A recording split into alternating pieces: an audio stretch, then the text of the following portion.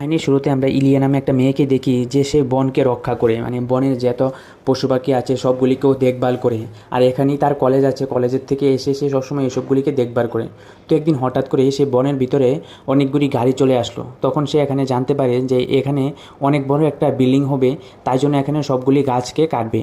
তখন সে গিয়ে বাধা দেয় যে এই বনে গাছগুলিকে না কাটার জন্য। তখন ওখান থেকে একজন ম্যানেজার এসে বলে যে এখানে আমাদের অর্ডার আছে যে এখানে আমরা সবগুলি গাছগুলি কেটে এখানে বড় একটা টাওয়ার বানাবো। তারপরে এখানে ইলিয়া দেখছে এতে তার কথা কেউ শুনছে না। তারপর সে অনলাইনের মধ্যে লাইভ এসে সবাইকে জানিয়ে দেয়। তারপর তার যত বন্ধুবান্ধব আছে সবাইকে গিয়ে ও ডেকে আনে যে এখানে এরকম গাছগুলি কেটে ফেলছে। তারপর সবাই এখানে এসে বাধা দেয় যে এসব গাছগুলি কাটার জন্য। তারপরে তারা সবাই যখন কলেজে আসে, এসে দেখে যে এখানকার যে মেন মালিক যেটা এই কাজটা নিয়েছে এখানে বড় বিল্ডিং উঠাবে, সে এখানে চলে আসে। তার নাম হচ্ছে ম্যাট বি। তারপর সে এসে বলে যে এই জায়গা অনেক উন্নত হবে, আমি একটা বড় হিসাবে টাওয়ার এখানে বানাতে চাই। আর এই কাগজের মধ্যে সব কিছু দেওয়া আছে যে এখানে আমাদের পারমিশন আছে যে আমরা এখানে কি কি কাজ করব, আর এরকম টাওয়ার হলে এখানে আপনাদের অনেক ভালো হবে। তখন ইলিয়া টেবিল থেকে উঠে বলতে শুরু করে যে এখন আপনাকে অল্প কিছু জায়গা দেওয়া হবে, তারপর আপনি ধীরে ধীরে করে পুরো জঙ্গলকে আপনি সাফ করে দেবেন। জঙ্গলের যত পশু পাখি আছে তারা পরে কোথায় যাবে? তখন ম্যাট বি বলে ওঠে যে এসবের জন্য আমি একটা অন্য জায়গায় একটা জঙ্গল করে দেব, সেখানে আপনি গিয়ে ওখানে পুরো যে জঙ্গলের মধ্যে যত পশু পাখি আছে সবাইকে আপনি ছেড়ে আসতে পারবেন। তখন ইলিয়া বলে ওঠে যে এইসব সবাই বলে কিন্তু সবাই এসব করে না। তারপর তাকে আরও অনেক কথা শোনায়। তারপর তারা এখান থেকে চলে আসে। তারপর ম্যাট বি যখন তার রুমের দিকে আসছে তখন তার বাবার সাথে কথা বলছে। তখন তার বাবা বলছে যে তুমি এসব না পারলে তুমি এখন চলে আসো আমার কাছে। তখন ম্যাট বি তার বাবাকে বলতে শুরু করে যে আমি আপনার মতন এরকম ছোট ছোট ঘর বানাতে চাই না, আমি বড় বড় ঘর বানাতে চাই, আমি একটা নাম কামাতে চাই। তখনই আমরা ইলিয়াকে দেখি যে ও প্রিন্সিপাল স্যারের সঙ্গে বসে আছে। তখন প্রিন্সিপাল স্যার তাকে অনেক কিছু বোঝাচ্ছে যে এসবে গিয়ে তুমি পড়ো না, কারণ তুমি পড়াশোনা করতে এসেছো, এখানে পড়াশোনা করো। তখন ইলিয়া বলে ওঠে যে স্যার আমি কি করব, কারণ এখানে এত পশু পাখি আছে, ওদেরকে ওরা মেরে ফেলবে, তারপর তারা কোথায় যাবে? তখন প্রিন্সিপাল বলে যে দেখো তুমি কিন্তু অনেক বড় হয়েছো, তুমি যা ভালো বুঝো তাই করো। আর আজকের মধ্যে তোমাকে 80,000 টাকা কলেজের ফিস দিতে হবে। তুমি যদি দিতে পারো তাহলে কলেজে থাকো, আর না হলে তুমি কলেজ থেকে বেরিয়ে যাও। তখন ইলিয়া বলে ওঠে যে আপনি ওর জন্য এত কিছু করছেন না স্যার। তারপর এসব বলে তাকে কলেজ থেকে বের করে দেওয়া হয়। ইলিয়া স্টাফ রুম থেকে বাইরে এসে দেখে যে তার নামে নোটিশ লাগানো আছে বাইরে। তারপর সে তার এক ছেলে বন্ধুকে ফোন করে বলে যে তুমি যেসব কথাগুলি বলেছিলে সে কথাগুলি একদম সত্যি হয়েছে। তারপরে আমরা দেখি ইলিয়া কোথাও ঘুমিয়ে আছে, তার উপর কুত্তা অনেকগুলি কুকুর হাঁটাফেরা করছে, আর একটা কুকুর তার গালের উপর চাটছে। ইলিয়ার যখন ঘুম ভাঙে উঠে দেখে যে তার শরীরের মধ্যে কোনো কাপড় চোপড় নেই, পুরো ও খালি গায়ে ঘুমিয়ে আছে। তারপর তার চোখ খুলে দেখে যে ওই ছেলেটা যেন এসেছিল তাদের কলেজের মধ্যে, সে দেখে যে ম্যাট বিকে। তারপর ম্যাট বি তার কাছে আসে। তখন ম্যাট বিকে সে জিজ্ঞাসা করে যে আমার এই গায়ের কাপড় চোপড় কে খুলেছে, আমি কি রাত্রেবেলা তোমার সাথে কিছু করেছি নাকি? তখন ম্যাট বি বলে যে আমরা পুরো রাত্র গুলুগুলু করেছি, তুমি সারা রাত্র আমাকে ঘুমাতে দিওনি, পুরো এই খাট পুরো ঘর লাড়ি ফিরিয়ে তুমি সব কিছু শেষ করে দিয়েছ। পরে আমাদেরকে দেখায় যে ইলিয়া একটা পার্টির মধ্যে গিয়েছে, সেখানে গিয়ে সে অনেক মদ খায়, তাখানে মারপিটের দেখা হয়। তখন তাদের মধ্যে অনেক ঝগড়াঝাটি হতে থাকে যে এখানে তার জন্য সে কলেজ থেকে বেরিয়ে গেছে, সেই জন্য তাকে অনেক কথা শোনাতে শুরু করে। তখন ম্যাটবি বলে যে আমার পিছনে তুমি যে কলেজ থেকে বেরিয়েছ সেটা আমার কোনো দায় নেই, সেটা তোমার জন্য তুমি হতে পারে বেরিয়েছ। তারপর ম্যাটবি সে কলেজের প্রফেসরকে কল করে, প্রফেসর বলে দেয় যে তাকে আবার কলেজে নেওয়ার জন্য। ইলিয়ার কাছে আবার SMS আসে যে কাল থেকে ও কলেজে আসতে পারবে, তাকে এখন কলেজে আবার রেখে নিয়েছে। তখন ইলিয়া আবার ম্যাটবির কাছে আসে, এসে বলে যে তুমি আবার কোথাও কি কল করে বলেছো যে আমাকে কলেজে নেওয়ার জন্য? তখন সে বলে যে এসবের পিছনে আমি কোনো দায়ী নই, তোমাকে কেন কলেজ থেকে বের করেছে এসব আমি কিছুই জানি না। তারপরে তারা দুজন মিলে এখানে অনেক মদ খায়। তারপর ইলিয়া গিয়ে ওখানে ডান্স করতে শুরু করে। পরে তারা দুজন একটা টেবিলের মধ্যে বসে আবার মদ খেতে শুরু করে। তারপর তাদের অনেকক্ষণ ধরে কথাবার্তি বলে। তারপর তাদের মধ্যে যখন কথা শেষ হয়ে যায় ইলিয়া এখান থেকে উঠে চলে যায়। তখন এখানে ম্যাট বি তাকে বলে যে তুমি কোথায় যাচ্ছ, এখন তুমি ঠিক করে হাঁটতেও পারছো না, তুমি এখন কোথায় যাওয়ার প্ল্যান করছো? তখন ইলিয়াকে বলে যে না যাওয়ার জন্য। তখন ইলিয়া বলে না আমার যেতে হবে, ওখানে অনেকগুলি কুকুরকে তারা বেঁধে রেখে দিয়েছে, সেই কুকুরগুলিকে আমার ছাড়তে হবে। তখন ম্যাডবি বলে ওঠে যে এসব করার দরকার নেই, আমি গিয়ে সবগুলিকে কিনে নেব। তখন ইলিয়া বলে ওঠে যে সব কিছুর মধ্যে তুমি এত টাকা পয়সা কেন করো। তারপরে ইলিয়া চলে যায় কুকুরগুলিকে ছাড়ার জন্য। যখন কুকুরগুলিকে সবগুলিকে বের করে ওর গাড়ির মধ্যে ঢুকায় তখন ওখানে সিকিউরিটি গার্ড চলে আসে আর ওখানে ম্যাডবি অব্দি চলে যায়। তারপরে সিকিউরিটি গার্ডগুলি তাকে আটকাতে শুরু করে ইলিয়াকে, যে এগুলিকে নিয়ে না যাওয়ার জন্য। তখন এখানে ম্যাডবি গিয়ে ইলিয়াকে বাঁচিয়ে সে গাড়ি করে আবার চলতে শুরু করে। তারপরে আবার আমাদেরকে দেখায় যে সে রুমের মধ্যে আছে। তখন ইলিয়া বলতে শুরু করে যে তাহলে কালকে আমি এত খেয়ে নিয়েছিলাম যে আমার কোনো হুঁশই ছিল না যে আমি কি করছিলাম। তারপরে ইলিয়া আবার ম্যাডবিকে জিজ্ঞাসা করে যে সত্যি সত্যি করে বলো যে আমাদের মধ্যে কি কিছু হয়েছে। তখন সে আবার বলতে শুরু করে যে অনেক কিছু হয়েছে, তুমি পুরো ড্রাগনের মতন চিল্লাছিলে সারা রাত ধরে, আর পুরো এই খাটটাকে তুমি লাড়িয়ে দিয়েছিলে কালকে, সে মজা হয়েছে আমাদের মধ্যে। তখন ইলিয়া একথা শুনে তার মাথা গরম হয়ে যায়। তখন ম্যাডবি তাকে আবার বলে যে বিশ্বাস করো আমাদের মধ্যে কোনো কিছুই এসব হয়নি। তারপরে ইলিয়া এসব কথা শুনে ও তাড়াতাড়ি করে রেডি হতে শুরু হয়।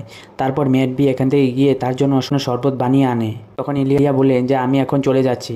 তখন ম্যাডবি বলে যে তোমার কি কোনো টাকা পয়সা দরকার আছে, যদি থাকে এরকম তুমি বলতে পারো।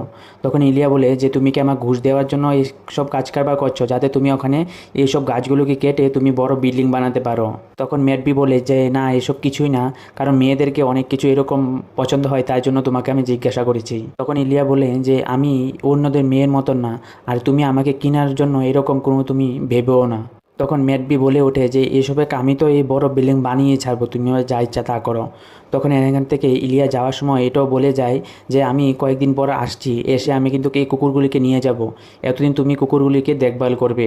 এই কথা বলে সে এখান থেকে চলে যায়। সে তার রুমে যাওয়ার সময় রাস্তার মধ্যে তার গাড়িটা নষ্ট হয়ে যায়। তারপরে ইলিয়া সে কষ্টে মষ্টে তার রুমের মধ্যে যায়। তারপর রুমের মধ্যে গিয়ে দেখে নতুন একজন মেম্বার সে তার রুমের মধ্যে চলে এসেছে, মানে ইলিয়াকে যে রুমে যে বেডের মধ্যে থাকতো সেখানে নতুন একজন চলে এসেছে। তখন ইলিয়া সেই মেয়েটাকে বলে যে এই বেডটা আমার। তখন সেই মেয়েটা বলে যে এখন আমি অনেক দিন ধরে ওয়েটিংয়ে ছিলাম, এখন আমি এই রুমটা পেয়ে গেছি, আমি তো আর ছাড়ছি না, তুমি এখন ওয়েটিংয়ে থাকো, যদি কোনো রুম খালি হয় তাহলে গিয়ে তুমি ঢুকবে। আর এখানে তাদের কথার মধ্যে পরে আমরা জানতে পারি যে ম্যাডবি ওখানে চলে গেছে ইলিয়াকে গাড়ি একটা গিফট করার জন্য। তারপরে ইলিয়া রাগ দেখিয়ে ম্যাডবিকে বলে যে এসব এখান থেকে নিয়ে যাওয়ার জন্য। তারপরে আমরা দেখি ইলিয়া তারা বনের মধ্যে একটা ক্যাম্প বানিয়েছে, সে ক্যাম্পের মধ্যে ইলিয়া যায়। তারপর তার একটা ভালো একটা বন্ধু আছে, সেই বন্ধুর সাথে তার মধ্যে অনেকক্ষণ ধরে কথা হয় ম্যাডবির ব্যাপারে। তারপর তারা গিয়ে ঘুমাতে শুরু করে। তখনই আমরা দেখি যে ম্যাডবি ওখানে অনেকগুলি মেয়ের সাথে গুলুগুলু করছে, মানে সেই লেভেলে গুলুগুলু পুরো মুভির মধ্যে আপনারা দেখতে পারবেন। আর তাদের মধ্যে সেই রকমভাবে ম্যাডবি যে নাচে, সে গুলুগুলু করছে। তারপরে ম্যাডবি গুলুগুলু করার পর সে দেখছে যে এখানে ইলিয়া একটা ভিডিও বানিয়ে রেখেছে, যে সবার জন্য ভিডিওটা ছেড়ে দিয়েছে ফেসবুক ইনস্টাগ্রামের মধ্যে। সে ভিডিওটা এখানে ম্যাডবি দেখছে, যে এখানে ম্যাডবির ব্যাপারে সে অনেক কথা বলছে, যে টাকা পয়সা দিয়ে আজকাল অনেক কিছু করা যায়, টাকা পয়সা দিয়ে সে সব কিছু কিনে নেওয়ার চেষ্টা করবে, আমরা কিন্তু সেই পথ থেকে লড়বো না। এসব দেখে তার মনটা এখানে খারাপ হয়ে যায়। তারপর একটা মেয়ে এসে তার সাথে গুলুগুলু করার জন্য বলে, কিন্তু ম্যাডবির এখানে মন হচ্ছিল না যে এখন সে গুলুগুলু করবে। তারপরের দিন সকালবেলায় ইলিয়া যখন আবার সেই পার্কের মধ্যে গিয়েছে, যে বনটার মধ্যে গিয়েছে, সেখানে দেখছে হাঁসগুলিকে ব্রেড খাওয়াচ্ছে। তখন ইলিয়া ওকে বলে যে এই সবগুলিকে ব্রেড না দেওয়ার জন্য, কারণ আমি একটা পোস্টার টাঙিয়ে দিয়েছি যে ব্রেড এখানে না দেওয়ার জন্য, আর এখানে খাবার ওদের জন্য রেডি আছে সে খাবারগুলি দেওয়ার জন্য। তারপর সে এখানে গিয়ে, যে ছেলেটা অন্য কেউই নয়, সে হচ্ছে ম্যাডবি। তখন ম্যাডবির সাথে তার অনেক রকমের কথাবার্তা বলতে শুরু হয়। তখন ম্যাডবি তাকে বলে যে তার সাথে একটা গেম খেলার জন্য। তখন ম্যাডবি এলিয়াকে বলতে শুরু করে যে তুমি যেন কালকে ভিডিওটা ছেড়েছো, আমি ভিডিওটা দেখেছি, আর তুমি আমার নামে কিছু জানো না, তুমি এসব যেন কথা বলছো, আর তুমি যেন এসব করছো, এসব করার পরেও তুমি কিন্তু ক্ষমা চাইছো না আমার কাছে। তখন এলিয়া বলে যে তুমি যেন ভালো, এসব কথা কি তোমার মা বলেছে? তখন ম্যাডবি তাকে বলে যে ঠিক আছে সব কথা ছাড়ো, তুমি কি আমার সাথে একটা ডিল করবে, যে তুমি আমার সাথে 1 সপ্তাহ থাকবে, তারপরে দেখবে যে আমি ভালো না খারাপ, আগে তুমি আমার সাথে থাকবে। তখন ইলিয়া বলে ওঠে যে তুমি কি আবার কোনো কাউকে নিয়ে এসেছো যে এসব ভালো ভালো কথা শুনিয়ে ওকে ফাঁসানোর জন্য? কে কোথায় আছে আমাকে দেখাও, আমি বলছি। তখন ম্যাডবি বলে যে এসব কিছুই না, সত্যি কথা বলছি, যে তুমি আমার সাথে একটা ডিল করবে, তাহলে আমি এসব সব কিছু বন্ধ করে দেবো। আর আমি এখানে যেন একটা টাওয়ার বানাবো, সে টাওয়ারটার আমি এখানেও বানাবো না, অন্য একটা জায়গায় গিয়ে আমি টাওয়ারটা বানাবো। তখন ইলিয়া বলে ওঠে যে তুমি আমার জন্য, যে তুমি এত কোটি কোটি টাকা একটা প্রজেক্ট রেডি করেছো, সেইটা তুমি বন্ধ করে দেবে না, তাই না? তুমি এসব কথা বললে আমি বিশ্বাস করে যাব না। তারপরের দিন বিকেলবেলায় দেখি ইলিয়া সেই জায়গাটার মধ্যে যায়, তারপর গিয়ে তার বয়ফ্রেন্ড আছে আরডিও তাকে বলতে শুরু করে যে আমরা বলেছিলাম না যে এখানে কাজ এসব আমরা বন্ধ করে দেবো, দেখো এখানে সব বন্ধ করে দিয়েছে, এখান থেকে ওরা সবাই চলে যাচ্ছে। তখন ইলিয়া এখানে বুঝে যে মাঠ বিজেন বলেছিল যে এখানে ও সব কাজ বন্ধ করে দেবে, সত্যিও বন্ধ করে দিয়েছে। তখন তার কাছে ম্যাডবির একটা এসএমএস আসে যে ওখানে যাওয়ার জন্য আর 7 দিনের জন্য তার সঙ্গে থাকার জন্য। তারপর সে জামা কাপড় নিয়ে সব কিছু নিয়ে ওর কাছে চলে যায়, আর ওর কাছে যাওয়ার সময় ওর জন্য একটা কাগজের মধ্যে সব কিছু লিখে নিয়েছে যে ও 7 দিনের পর্যন্ত তার কাছে থাকবে, তাদের সঙ্গে কীরকম সম্পর্ক হবে, কি হবে সব কিছু এই কাগজটার মধ্যে লিখে মাঠবির থেকে ও সিগনেচার করিয়ে নেয় আর ও সঙ্গে সিগনেচার করে দেয়। তারপরে এলিয়া তাকে বলে যে এখানে যা যা লেখা আছে সবগুলি পড়ে শোনানোর জন্য। তখন ম্যাডবি এগুলি পড়ে শোনাচ্ছে আর ইলিয়া এগুলি সবগুলিকে রেকর্ড করে ওদের যে গ্রুপ আছে গ্রুপের মধ্যে ছেড়ে দেয়। তখন ম্যাডবি এটাও বলে যে আমি এখানে এসব কোনো কিছু করব না যাতে তোমার কোনো কিছুতে কষ্ট হয়। তখন এলিয়া বলে যে সব কিছু ঠিক আছে, আমরা কিন্তু গুলুগুলু করব না। তখন ম্যাডবি অনেক ভেবেচিন্তে বলে যে ঠিক আছে, আমার কোনো প্রবলেম নেই, আমরা গুলুগুলু অবধি করব না। তারপরের দিন সকালবেলায় ইলিয়া রেডি হচ্ছে, তখন ম্যাডবি তাকে গিয়ে জিজ্ঞাসা করে যে কালকে রাত্রে কি তোমার ঘুম হয়েছে? তখন ইলিয়া বলে যে হ্যাঁ ঘুম হয়েছে। তখন ম্যাডবি তাকে বলে যে চলো তোমাকে গিয়ে ঘুরে আমি ঘরটা দেখাই। তখন ইলিয়া বলে যে এখন আমার টাইম নেই, আমার স্কুলে যেতে হবে, তোমাকে পরে এসে আমি দেখবো পুরো ঘর। তখন ম্যাডবি বলে যে চলো আগে ঘরটা দেখে আসি। তারপর তারা দুজন গিয়ে পুরো ঘরটাকে রাউন্ড মেরে দেখে যে কোথায় কী আছে সব কিছু ওকে দেখায়। পুরো ঘর দেখাতে দেখাতে তার ম্যাডবি তাকে একটা রুমের মধ্যে নিয়ে যায়, সেখানে শুধু গুলুগুলু করার জন্য অনেকপত্র জিনিস এখানে রাখা আছে, যে এখানে নিচের জায়গাটার মধ্যে স্প্রিং করবে, এখানে খুব আনন্দ পাবে, এরকম অনেক জিনিস রাখা আছে। তখন লিয়ারও খুব এখানে ভালো লাগছিল। তখন ম্যাডবি তাকে বলে যে চলো এখন আমরা কিছু করি। তখন ইলিয়া বলে ওঠে যে না আমার এখন স্কুল আছে, আমি স্কুলে যেতে হবে। তারপর ম্যাডবি তার জন্য একটা নিচে লাগানোর জন্য যেখানে ও একটু আরাম পাবে, যে গুলুগুলুর মধ্যে এরকম আরাম পাবে তার জন্য একটা যন্ত্র নিয়ে আসে।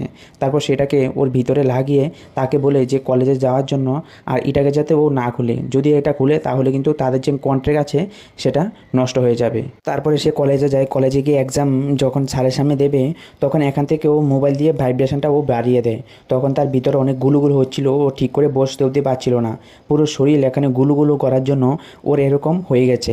তারপর সে এখান থেকে কোনো রকম কষ্ট করে ওখান থেকে বেরিয়ে চলে আসে। তারপরে তারা দুজন মিলে একটা মিউজিশিয়ান শোর মধ্যে যায়। তারপর শোর মধ্যে গিয়ে যেখানে ম্যাডবি আছে তার প্রাইভেট জায়গার মধ্যে এসে হাত ঢুকিয়ে এখানে ওকে আরাম দিতে শুরু করে।